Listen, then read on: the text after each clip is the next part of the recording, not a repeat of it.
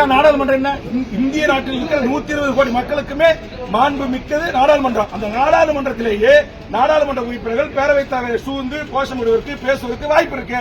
நான் நேற்றுக்கு பாராட்டினேன்ல, நம்ம தமிழ்நாட்டை சேர்ந்த நாடாளுமன்ற உறுப்பினர்கள் எவ்வளவு அற்புதமா 1 to 1 பாயிண்ட் பண்ணி அழகா சங்கி அமைச்சர்களை லெப்ட் அண்ட் ரைட் வாங்குறாங்க. அவர் எவ்வளவு ஆவசத்தோட பேசுறாங்க. அது பிரதமர், உள்துறை அமைச்சர் எல்லாரும் கேட்டுட்டு தானே இருக்கிறாங்க. இங்கே கேட்க இருக்கிறீங்க.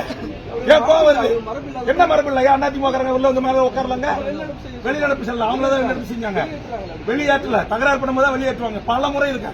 கடந்த 2009 2011 சட்டமன்ற உறுப்பினர் எத்தனை முறை முன்னாடி வந்து உட்கார்ந்து போராடுறாங்க. இதே திமுக உறுப்பினர்கள் எல்லாருமே வெளியேற்றிருக்காங்களா?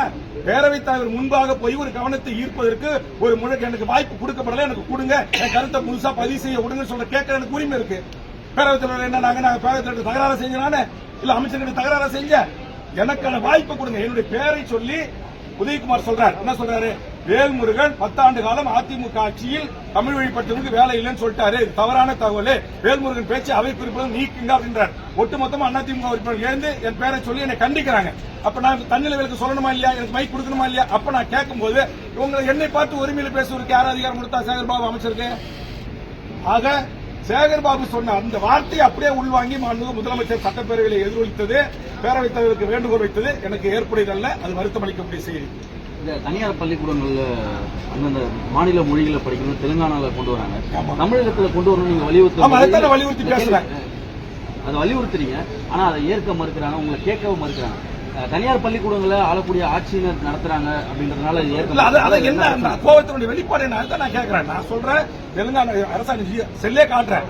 தெலுங்கானால இப்படி ஒரு அரசாணை இருக்கு. அதே மாதிரி மாண்புமிகு முதலமைச்சர் அவர்கள் சிபிஎஸ்இ, ஐபி போன்ற இந்த பள்ளிகளில் நடைமுறைப்படுத்தணும்னு சொல்றேன். அதை கேட்கவே மறுக்கிறாங்க, எனக்கு வாய்ப்பு கொடுக்க மறுக்கிறாங்க. அப்ப ஒரு 6-7 அமைச்சர் ஜி.கே. மணி நானும் பேசும்போது குறுக்கிட்டு எழுந்து பேச வாய்ப்பு கொடுக்குறீங்க. அப்ப நான் ஆதாரத்தை தானே சொல்றேன். கலைஞர் ஆட்சியில போட்டு அரசாணையை நடைமுறைப்படுத்துகின்ற உயர்நீதிமன்றத்தில் தடை இருக்கு, உச்சநீதிமன்றத்தில் தடை இருக்குன்றீங்க. தடையை நீக்கிறதுக்கு நடவடிக்கை எடுங்கன்னு சொல்றேன். அப்ப என் நாடுங்க இது, தமிழ்நாடுங்க, என்னுடைய தாய்மொழி தமிழுங்க. இங்க தமிழே படிக்காம எழுதாம பேச தெரியாம அரசாங்க வேலைக்கு வரணும் அதிமுக ஆட்சியில போட்டாங்களா இல்ல அரசாணை? அப்ப போட்டுட்டு சொல்றாங்க 2 ஆண்டு கழித்து அவர்கள் தமிழ் எழுத படிக்க பேச தெரிஞ்சா போதும் அப்படின்றாங்க. இதை மாண்புமிகு முதலமைச்சர் தளபதி கிட்ட சுட்டிக்காட்டி, அன்றைய பள்ளிக்கல்வித்துறை மனிதவள மேம்பாட்டுத்துறை அமைச்சர்கிட்ட சுட்டிக்காட்டுதான் வேல்முருகன் ஆகிய நான் தான் அந்த சட்ட திருத்தத்தை மாற்றினேன். நான் மாத்திரனா இங்க வந்திருக்கிற உங்க பிள்ளைகள் யாரோ 25 வயசுல ஒரே ஒரு ஈவாவை கூட ஆக முடியும். ஒரு பத்திரிகையாளர், ஒரு ஊடகத்துடைய தலைமை ஆசிரியர்கள் யாரும் இந்த ஜியோவை கண்டுபிடிக்கல. நான் தான் கண்டுபிடிச்சாங்க. 1 லட்சம் பேரை தட்டி நான் தான் செக்ரட்டரியேட்டை முற்றுகிட்டேன். 1 லட்சம் பேரை தட்டி நான் தான் டிஎன்பிசி அலுவலகத்தை முற்றுகிட்டேன். வேல்முருகன் என்னுடைய பேஜில் போய் பாருங்க. நான் தான் நீட்டு. நான் கேட்கிறேன், நீட்டுக்கு இதே எடப்பாடி எவ்வளவு அடுக்கடுக்கான தமிழ்நாட்டுக்கு துரோகங்கள்